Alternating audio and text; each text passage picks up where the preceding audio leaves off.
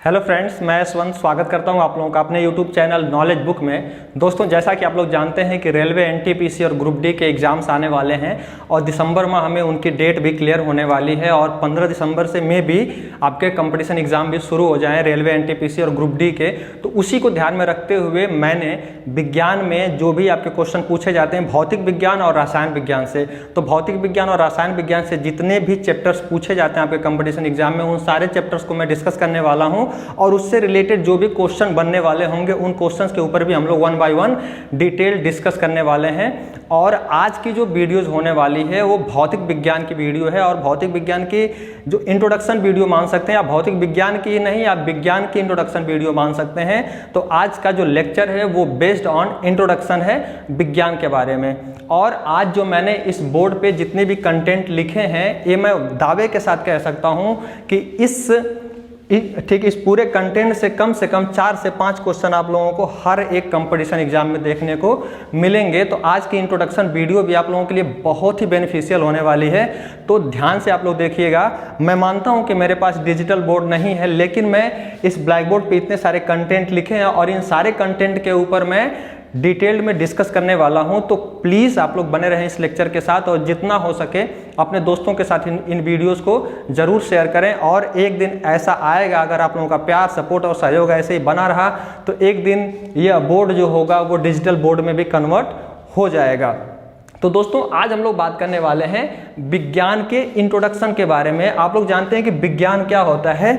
विज्ञान वो होता है जिससे किसी भी चीज़ के बारे में व्यवस्थित और सुसंगठित ज्ञान प्राप्त किया जाता है, उसी को विज्ञान कहा जाता है। और विज्ञान बना ही 2 शब्दों से मिलकर के है, किससे बी और ज्ञान से। बी का मतलब व्यवस्थित ज्ञान, ठीक है, व्यवस्थित, और ज्ञान का मतलब ज्ञान। और जो साइंस शब्द है वो लैटिन भाषा के सैंटिया शब्द से बना हुआ है। जो साइंस शब्द है आपका वो लैटिन भाषा के सैंटिया शब्द से बना हुआ है। और भौतिक विज्ञान जो है, जो भौतिक विज्ञान शब्द है वो ग्रीक भाषा से लिया गया है और इसका मतलब होता है प्रकृति। इतनी बात समझ में आई कि आपका जो विज्ञान है वो 2 शब्दों से मिलकर के बना है, बी प्लस ज्ञान। बी प्लस ज्ञान का मतलब ही होता है व्यवस्थित ज्ञान। जब कोई मनुष्य किसी भी वस्तु या चीज़ों के बारे में, आपके ब्रह्मांड में कोई भी ऐसी चीज़ है जिसके बारे में व्यवस्थित ज्ञान अर्जित करने की कोशिश करता है, सुसंगठित ज्ञान अर्जित करने की कोशिश करता है, तो वो विज्ञान का ही सहारा लेता है, क्योंकि विज्ञान के अंतर्गत ही सुव्यवस्थित और सुसंगठित ज्ञान प्राप्त किया जा सकता है। और उसी को क्या बोला जाता है? विज्ञान बोला जाता है। और विज्ञान को इंग्लिश में बोला जाता है साइंस, और साइंस को लैटिन शब्द सैंटिया से लिया गया है। और जो हिंदी शब्द है इसका भौतिक विज्ञान जो है ग्रीक शब्द से बना हुआ है और भौतिक का मतलब ही होता है प्रकृति। इतनी बात समझ में आ गई। अब बात करते हैं कि भौतिकी के भाग के बारे में, यानी विज्ञान के भाग के बारे में और उनके जनक के बारे में जानने की कोशिश करते हैं कि विज्ञान के कितने भाग हैं और उनके जनक कौन कौन से हैं। तो दोस्तों, जो विज्ञान है, विज्ञान के पहले 3 भागों में बांट दिया गया है। एक तो होता है खगोल विज्ञान, दूसरा होता है प्राकृतिक विज्ञान और तीसरा होता है भूगर्भ विज्ञान, ठीक है, जिसको एस्ट्रोनॉमिकल या फिर नेचुरल या फिर जियोलॉजिकल भी बोला जाता है। अब अगर खगोल विज्ञान के बारे में, जो ब्रह्मांड में जितने भी, ठीक है, ग्रह हैं, उपग्रह हैं, इन सारी चीज़ों के बारे में जो भी जानकारियां प्राप्त की जाती हैं वो खगोल विज्ञान के अंतर्गत की जाती हैं। जो प्रकृति विज्ञान है, प्रकृति विज्ञान के अंतर्गत भी प्रकृति विज्ञान को 2 भागों में डिवाइड कर दिया गया है। एक है भौतिकी और दूसरा जीव। फिर आपका भूगर्भ विज्ञान जो पृथ्वी है, पृथ्वी के ऊपरी सतह के बारे में और पृथ्वी के निचली सतह के बारे में जो जानकारी प्राप्त की जाती है उसको बोला जाता है भूगर्भ विज्ञान, यानी जियोलॉजिकल, ठीक है। फिर जो प्राकृतिक विज्ञान है, प्राकृतिक विज्ञान को फर्दर 2 भागों में डिवाइड कर दिया गया है। एक बन जाता है भौतिकी, जिसको फिजिक्स बोला जाता है, और दूसरा बन जाता है जीव विज्ञान, जिसको बायोलॉजी बोला जाता है। चीज़ें कंफर्म हो रही हैं, ठीक है। और फिर से ये जो भौतिकी है और ये जीव है, ये भी अपने 2 भागों में बट गई हैं। इसमें कौन सा? भौतिकी में 2 भाग बन जाते हैं। एक होता है भौतिकी और दूसरा होता है रसायन, ठीक है। भौतिकी और रसायन। और जीव विज्ञान जाकर के आगे 2 भागों में बट जाता है, जो हो जाता है एक जंतु विज्ञान और एक बन जाता है वनस्पति विज्ञान। और इस भौतिक को भी बोला जाता है फिजिक्स, और रसायन की इंग्लिश आप लोग जानते हैं केमिस्ट्री, जंतु की जूलॉजी और वनस्पति की बॉटनी। इतनी बात समझ में आ गई। अब फर्दर जो भौतिक विज्ञान है उसको 8 भागों में बांट दिया गया है। जो भौतिक विज्ञान है, भौतिक विज्ञान को आगे कितने भागों में बांट दिया गया है? 8 भागों में बांट दिया गया है। उसमें कौन कौन से भाग हैं? तो एक होता है यांत्रिकी, जिसको मशीन बोला जाता है, ध्वनि, प्रकाश, ऊष्मा, विद्युत चुंबकत्व और इलेक्ट्रॉनिक्स। कहने का मतलब ये है कि जिसमें मशीनों के बारे में भी अध्ययन किया जा सकता है, ध्वनि यानी साउंड के बारे में भी अध्ययन किया जा सकता है, लाइट के बारे में अध्ययन करना, ऊष्मा यानी हीट के बारे में अध्ययन करना, इलेक्ट्रिसिटी के बारे में अध्ययन करना, मैग्नेट के बारे में, फिर इलेक्ट्रोमैग्नेट के बारे में और इलेक्ट्रॉनिक्स के बारे में जो अध्ययन किया जाता है वो भौतिक विज्ञान के अंतर्गत किया जाता है। और रसायन विज्ञान को भी, ठीक है, आपके रसायन विज्ञान में आपके परमाणु हो गए, अणु हो गए, एटम्स, ठीक है, धातु हो गई, अधातु हो गई, इन सारी चीज़ों के बारे में अध्ययन किया जाता है, वो रसायन विज्ञान में किया जाता है। बात करते हैं जंतु विज्ञान की, तो जंतु विज्ञान में जो जीव जंतु के बारे में जो अध्ययन किया जाता है वो जंतु विज्ञान के अंतर्गत किया जाता है। और वनस्पति विज्ञान में क्या होता है? पेड़ पौधों और वनस्पतियों के बारे में जिसमें अध्ययन किया जाता है उसको बोला जाता है वनस्पति विज्ञान यानी बॉटनी। तो अभी फिलहाल हम लोगों को किसके बारे में समझना है? अभी हम लोगों को सिर्फ भौतिक विज्ञान के बारे में समझना है, ठीक है। तो अभी हम लोग भौतिक विज्ञान को ही आगे लेके बढ़ेंगे, लेकिन ये पूरा स्ट्रक्चर भी हमको समझना जरूरी है कि विज्ञान क्या होता है, विज्ञान के भाग कितने हैं और उनके जनक कौन कौन लोग हैं। तो इतनी चीज़ें तो क्लियर हो गई कि विज्ञान को पहले 3 भागों में बांटा गया। विज्ञान के 3 भाग हैं, कौन कौन से हैं? एक तो खगोल विज्ञान, एक है प्राकृतिक विज्ञान और तीसरा है आपका भूगर्भ विज्ञान। फिर से आपका प्राकृतिक विज्ञान 2 भागों में, ठीक है, डिवाइड हो गया है। एक हो गया है भौतिकी और दूसरा हो गया है जीव विज्ञान, ठीक है। फिर भौतिकी को आगे ले चल करके 2 भागों में बांटा गया है, एक है भौतिक और दूसरा है रसायन। फिर उसके बाद जो जीव विज्ञान है उसको भी 2 भागों में बांट दिया गया है, एक बन गया है जंतु विज्ञान और दूसरा बन गया है वनस्पति विज्ञान। और मैंने बता दिया कि किसके अंतर्गत किन किन चीज़ों का अध्ययन किया जाता है। फिर उसके बाद भौतिक विज्ञान के 8 भाग हैं, कौन कौन से? एक तो यांत्रिकी, ध्वनि, प्रकाश, ऊष्मा, विद्युत चुंबकत्व और इलेक्ट्रॉनिक्स। इन सारी चीज़ों का अध्ययन जो होता है भौतिक विज्ञान के अंतर्गत किया जाता है। अब बात कर लेते हैं हम लोग कि जनक कौन कौन है, यानी कि जो विज्ञान के जो भाग हैं आपके खगोल विज्ञान, प्राकृतिक विज्ञान या भौतिक विज्ञान, रसायन विज्ञान, उनके जनक कौन कौन हैं। तो आप लोग जानते हैं कि भौतिक विज्ञान के जनक न्यूटन जी हैं। और एक कई बार सवाल आपके कंपटीशन एग्जाम में आया हुआ है कि भौतिक विज्ञान के जनक कौन है, या पूछ देता है कि आधुनिक भौतिक के जनक कौन है। तो अल्बर्ट आइंस्टीन जो हैं आधुनिक विज्ञान के, आधुनिक भौतिकी के क्या हैं? जनक माने जाते हैं। रसायन विज्ञान के बारे में पूछा जाता है कि रसायन विज्ञान के जनक कौन है, तो आप लोग जानते हैं कि लैवासिए जो हैं वो रसायन विज्ञान के जनक हैं। उसके बाद बहुत बारी कंपटीशन एग्जाम पूछा गया है कि जीव विज्ञान के जनक कौन है, तो आप लोग जानते हैं कि जीव विज्ञान के जनक जो हैं अरस्तु जी हैं। उसके बाद खगोल विज्ञान के जनक कौन है, तो ये है आपके कॉपरनिकस। जो आपके कॉपरनिकस हैं वो खगोल विज्ञान के जनक हैं। और भूगर्भ विज्ञान के जो आपके जनक हैं वो है जेम्स हटन।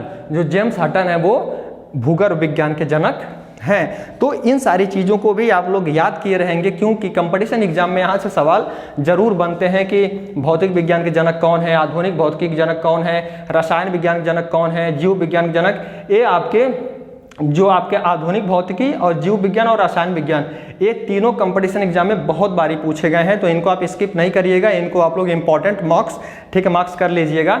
उसके बाद खगोल विज्ञान के जनक कौन है, तो आप क्या हैं, आपके यहाँ कॉपरनिकस। और भूगर्भ विज्ञान के जनक कौन है, तो वो है जेम्स हटन। ये चीज़ें यहाँ तक कंफर्म हो गई आपकी। अब हम लोग बात करेंगे कि भौतिक विज्ञान की प्रमुख शाखाएं कौन कौन सी हैं। यहाँ से भी आपके क्वेश्चन बनते हैं दोस्तों कि भौतिक विज्ञान की प्रमुख शाखाएं कौन कौन सी हैं या फिर कितने भागों में उनको बांटा गया है। तो मैं यहाँ पे लिख दिया हूँ सारी शाखाओं के बारे में, और उन शाखाओं के अंतर्गत किन किन चीज़ों का अध्ययन किया जाता है वो भी मैंने यहाँ पे लिख दिया है। और उसके बारे में भी मैं थोड़ा थोड़ा डिस्कस कर लेता हूं, क्योंकि ये कंपटीशन एग्जाम के पॉइंट ऑफ व्यू से बहुत ही इंपॉर्टेंट है, क्योंकि यहां से भी आपके सवाल बनते ही बनते हैं। तो आप लोग जानते हैं कि भौतिक विज्ञान की जो प्रमुख शाखाएं हैं वो 36 हैं, यानी 36 प्रमुख शाखाएं हैं जिसके अंतर्गत उनके बारे में अध्ययन किया जाता है। तो कौन कौन सी शाखाएं हैं देखिए। पहला है ऊष्मागतिकी, जो ऊष्मा के बारे में अध्ययन किया जाता है, ऊष्मा के फ्लो होने के बारे में, ऊष्मा पे क्या ठीक प्रतिक्रियाएं हो रही हैं, क्या क्रियाएं हो रही हैं, उनके बारे में जो अध्ययन किया जाता है वो ऊष्मा गतिकी के द्वारा किया जाता है, ऊष्मा गतिकीय भौतिकी के द्वारा किया जाता है। उसके बाद बात करते हैं प्रकाशिकीय, यानी प्रकाश के बारे में जो अध्ययन करना होता है वो प्रकाशिकीय भौतिकी के माध्यम से किया जाता है। उसके बाद ध्वनि तरंग, आप लोग जानते हैं कि ध्वनि तरंगों के बारे में जो अध्ययन किया जाता है वो ध्वनि तरंग भौतिकी के माध्यम से किया जाता है। वैद्युतिकी यानी इलेक्ट्रिसिटी, यानी कि आपके आवेश क्या है, इलेक्ट्रिसिटी क्या है, उनके मात्रक क्या है, इन सारी चीज़ों के बारे में जो जानकारियाँ प्राप्त की जाती हैं, जो अध्ययन किया जाता है वो इलेक्ट्रिसिटी भौतिकी के माध्यम से किया जाता है। जो मैग्नेट के बारे में, चुंबकत्व के बारे में जो अध्ययन किया जाता है वो चुंबकत्व भौतिकी के माध्यम से किया जाता है। जो इलेक्ट्रोचुंबकत्व है यानी कि आपका इलेक्ट्रिक चुंबक, उसके बारे में जो अध्ययन किया जाता है वो विद्युत चुंबकत्व भौतिकी के माध्यम से किया जाता है। माप विज्ञान, जो भी आपके भौतिक राशियां हैं उनकी जो माप तोल की जाती है वो माप विज्ञान के अंतर्गत की जाती है। और आप लोग जानते हैं जब हम लोग मेजरमेंट पढ़ेंगे यहाँ पे मापन, तो मापन क्या होता है, राशि क्या होती है, मात्रक क्या होते हैं, उनका मापन कैसे किया जाता है, उनकी यूनिट्स क्या होती हैं, इन सारी चीज़ों का जो अध्ययन किया जाता है वो माप विज्ञान के अंतर्गत किया जाता है। तो कभी कभी पूछ देता है कि माप विज्ञान किसके अंतर्गत आता है या फिर माप विज्ञान में किस चीज़ का अध्ययन किया जाता है। तो माप तौल का अध्ययन जो किया जाता है वो माप विज्ञान के अंतर्गत किया जाता है। ठीक है, परमाणु भौतिकी, ठीक है, परमाणु के बारे में, जो परमाणु की संरचना कैसी होती है, उसकी भौतिक अवस्था क्या है, रासायनिक अवस्था क्या है, उसके बारे में जो अध्ययन किया जाता है वो परमाणु भौतिकी के अंतर्गत किया जाता है। ठीक है, खगोलकी यानी कि ठीक है, एस्ट्रोनॉमिकल क्या होता है कि ब्रह्मांड में जितने भी ग्रह, उपग्रह, ठीक है, तारे, मंदकिनियाँ, सारी चीज़ें हैं, उन लोगों के बारे में जो अध्ययन किया जाता है वो खगोलकी भौतिकी के माध्यम से किया जाता है। नाभिकीय भौतिकी, नाभिक के अंदर क्या है, इलेक्ट्रॉन है, प्रोटॉन है, न्यूट्रॉन्स हैं, उनका नाभिकीय बल, इन सारी चीज़ों के बारे में जो अध्ययन किया जाता है वो नाभिकीय भौतिकी के माध्यम से किया जाता है। रेडियोलॉजी, जो रेडियो एक्टिव एलिमेंट होते हैं उनके बारे में जो अध्ययन किया जाता है वो रेडियोलॉजी भौतिकी के माध्यम से किया जाता है। उसके बाद आपका आता है मेटालोग्राफी, जो मेटालोग्राफी है और मेटलर्जी। ठीक है, आपका मेटालोग्राफी और मेटलर्जी में क्या होता है कि धातु अधातु की संरचना, फिर धातु अधातु क्या होते हैं, उनका निष्कर्षण कैसे किया जाता है, उनका भर्जन कैसे किया जाता है, उनका निस्तापन कैसे किया जाता है, इन सारी क्रियाओं के बारे में जो अध्ययन किया जाता है वो मेटालोग्राफी और मेटलर्जी के माध्यम से किया जाता है। यानी कि मेटालोग्राफी भौतिकी और मेटलर्जी भौतिकी के माध्यम से धातु अधातुओं के बारे में, उनकी संरचना, उनका जो भी क्रियाकलाप है उनका अध्ययन किया जाता है। होपफुली आप लोगों का क्लियर होता जाता होगा कि ये जो सारे शाखाएं हैं उनके अंतर्गत किन किन चीज़ों का अध्ययन किया जाता है। उसके बाद है आपका, ठीक है, कीमोमेट्रिक्स। तो कीमोमेट्रिक्स जो है वो रसायन विज्ञान के अंतर्गत जो गणितीय समाधान होते हैं उनके बारे में जो जानकारी प्राप्त की जाती है। रसायन विज्ञान के अंदर गणितीय समाधान के लिए तो वहाँ पे हम लोग यूज करते हैं, ठीक है, आपका कीमोमेट्रिक्स भौतिकी का। उसके बाद एपिग्राफी बहुत ही इंपॉर्टेंट है, ये कई बार कंपटीशन एग्जाम में आया हुआ है। आप लोग शिलालेख के बारे में जानते होंगे कि जो शिलालेख होते हैं उनके बारे में जो अध्ययन किया जाता है वो एपिग्राफी के, ठीक है, एपिग्राफी भौतिकी के माध्यम से किया जाता है। शिलालेखाओं के अध्ययन, जो शिलालेखाओं का अध्ययन किया जाता है। फिर उसके बाद है एंट्रोनॉटिक्स। जो एंट्रोनॉटिक्स है वो अंतरिक्ष में जो यात्रा करने जाते हैं, जो अंतरिक्ष यात्री होते हैं, उनके बारे में जो अध्ययन किया जाता है वो किया जाता है एंट्रोनॉटिक्स के माध्यम से, यानी एंट्रोनॉटिक्स भौतिकी के माध्यम से। फिर उसके बाद आता है आपका रेडियो रसायन। जो रेडियो धर्मी पदार्थ होते हैं ना, जो रेडियो धर्मी पदार्थ है उनके बारे में जो अध्ययन किया जाता है वो रेडियो रसायन के माध्यम से किया जाता है। फिर प्रकाश रसायन आपका आ जाता है, विभिन्न खनिजों के बारे में जो अध्ययन किया जाता है वो प्रकाश रसायन के लिए, ठीक है, प्रकाश रसायन भौतिकी के माध्यम से किया जाता है। उसके बाद में आता है हेलोग्राफी। बहुत ही इंपॉर्टेंट है आपका कंपटीशन पॉइंट ऑफ व्यू से, क्योंकि बहुत बार ये कंपटीशन एग्जाम में पूछा गया है कि होलोग्राफी, या फिर पूछ देता है कि लेजर लाइट या फिर लेजर किरणें की जो जानकारी का जो अध्ययन है वो किसके माध्यम से किया जाता है, किस भौतिकी के माध्यम से किया जाता है, तो वो किया जाता है होलोग्राफी भौतिकी के माध्यम से लेजर लाइट के बारे में अध्ययन किया जाता है। फिर हाइड्रोफोनिक्स जो है वो ध्वनि तरंगों को, जल के नीचे जो ध्वनि तरंगों का जो व्यवहार होता है उसके बारे में अध्ययन किया जाता है। किससे? हाइड्रोफोनिक्स से। ठीक है। उसके बाद द्रव गतिकी, तो गतिशील द्रव पर जो कार्य होता है उस पर बल कितना लग रहा है, दाब कितना लग रहा है, प्रेशर कितना लग रहा है, उनके बारे में जो जानकारी होती है आपका द्रव गतिकी के माध्यम से की जाती है।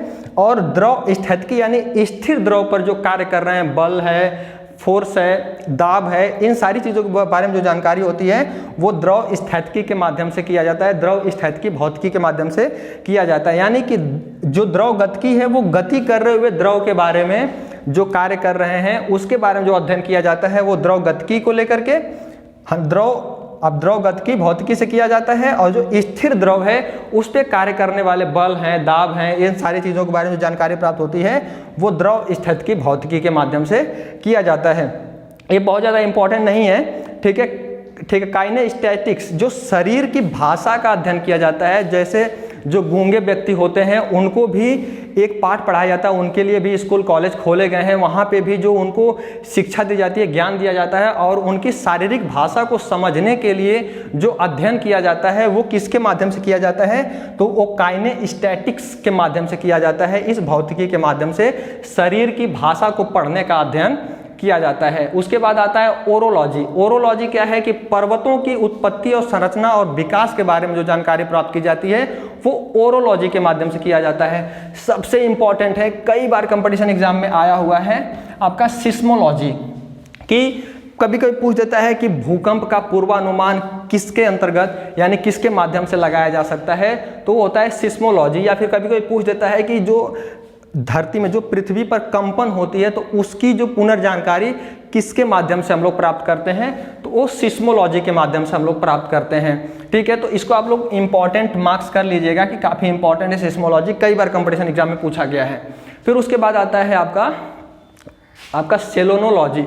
सेलेनोलॉजी जो है वो चंद्रमा की संरचना, गति आदि के बारे में जो अध्ययन किया जाता है वो आपका सेलेनोलॉजी के माध्यम से किया जाता है। ठीक है। फिर आता है आपका साइबरनेटिक्स। साइबरनेटिक्स जो मशीनें होती हैं, मशीनों के अंतर्गत होने वाली क्रिया प्रतिक्रिया के बारे में जो अध्ययन किया जाता है वो साइबरनेटिक्स के माध्यम से किया जाता है, यानी साइबरनेटिक्स भौतिकी के माध्यम से किया जाता है। फिर आपका आता है क्रोनोलॉजल। ठीक है। क्रोनोलॉजल जो है वो समय अवधि का अध्ययन करता है। ठीक है। समय अवधि का जो अध्ययन किया जाता है वो क्रोनोलॉजल के माध्यम से किया जाता है। और यहीं पे है होरोलॉजी। हारोलॉजी का जो अध्ययन, जो हॉरोलॉजी भौतिकी है वो समय के मापन के लिए प्रयोग की जाती है, यानी दोनों एक ही हैं। एक समय अवधि के बारे में अध्ययन किया जाता है एक से, और एक से समय का मापन किया जाता है। और इसमें है ट्राइबोलॉजी। ट्राइबोलॉजी क्या है कि सापेक्ष गति से संबंधित जितने भी नियम हैं या फिर जितनी भी जानकारियां हैं वो ट्राइबोलॉजी के माध्यम से ज्ञात करते हैं हम लोग। उसके बाद सूक्ष्म यंत्री, निम्न तापकीय। सूक्ष्म यंत्रिकी और निम्न तापकीय क्या है कि सूक्ष्म है ना, अति सूक्ष्म कणों के व्यवहार और प्रकृति के बारे में जो जानकारी प्राप्त की जाती है वो सूक्ष्म यांत्रिकी से किया जाता है। और जो आपका निम्न ताप से उत्पन्न होने वाले कारक प्रतिकारक जो होते हैं उनके बारे में जो अध्ययन किया जाता है वो निम्न ताप की भौतिकी के माध्यम से किया जाता है। फिर उसके बाद आता है आपका सबसे इंपॉर्टेंट है, ठीक है, क्रिस्टोलॉजी। ठीक है। क्रिस्टोलॉजी का मतलब क्या है कि जो क्रिस्टल होते हैं उनके जो संरचना होती है और उनका जो व्यवहार होता है उनके बारे में जो अध्ययन किया जाता है वो क्रिस्टोलॉजी के माध्यम से किया जाता है, यानी क्रिस्टोलॉजी भौतिकी के माध्यम से किया जाता है। फिर आपका स्पेक्ट्रोस्कोपी आता है। पदार्थ की आंतरिक संरचना, जो पदार्थ होता है पदार्थ की आंतरिक संरचना के बारे में जो जानकारी प्राप्त की जाती है वो की जाती है स्पेक्ट्रोस्कोपी के माध्यम से। आ रही बात समझ में? फिर उसके बाद रेडियोलॉजी। रेडियोलॉजी क्या है कि पदार्थ के विरूपण तथा प्रभाव के बारे में जो जानकारियां प्राप्त की जाती हैं वो रेडियोलॉजी के माध्यम से की जाती हैं। फिर आपका आता है मेटालोग्राफी। तो जो धातु अधातु हैं उनके जो गुण हैं, अवगुण हैं, उनकी जो रासायनिक और भौतिक प्रक्रियाएं हैं उनके बारे में जो जानकारी प्राप्त की जाती है वो जानकारी प्राप्त की जाती है मेटालोग्राफी के माध्यम से। दोस्तों मुझे उम्मीद है कि विज्ञान क्या होता है, विज्ञान के भाग कौन कौन से हैं, विज्ञान के जनक, विज्ञान के भागों के जनक कौन कौन हैं, फिर उसके बाद भौतिक विज्ञान की शाखाएं कितनी होती हैं। तो 36 शाखाएं मैंने यहाँ पे लिखा हुआ है, और वो 36 शाखाओं का किन किन क्षेत्रों में उपयोग किया जाता है, किस किस चीज़ों का अध्ययन करने के लिए उपयोग किया जाता है, मैंने भी यहाँ पे मेंशन कर दिया है। अब हम लोग आते हैं अपने पहले चैप्टर के ऊपर, जो है मापन। मापन यानी मेजरमेंट। मेजरमेंट को हम क्यों पढ़ते हैं, मेजरमेंट में कौन कौन सी चीज़ें आती हैं आप लोग जानते हैं। मापन में आती हैं राशियाँ, ठीक है। तो राशियाँ कौन कौन सी होती हैं, कितने प्रकार की होती हैं। फिर उसके बाद मात्रक होते हैं, मात्रक कौन कौन से हैं, कितने प्रकार के होते हैं। एक होते हैं मूल मात्रक, एक होते हैं व्युत्पन्न मात्रक, उसी प्रकार से एक होती है राशि और एक होती है व्युत्पन्न राशि। तो इन सारी चीज़ों के बारे में, फिर उसके बाद मूल मात्रक क्या है, व्युत्पन्न मात्रक क्या है, फिर उसके बाद उनकी बीमाएँ क्या हैं, इन सारी चीज़ों के बारे में भी हम लोग डिटेल्ड अध्ययन करने वाले हैं।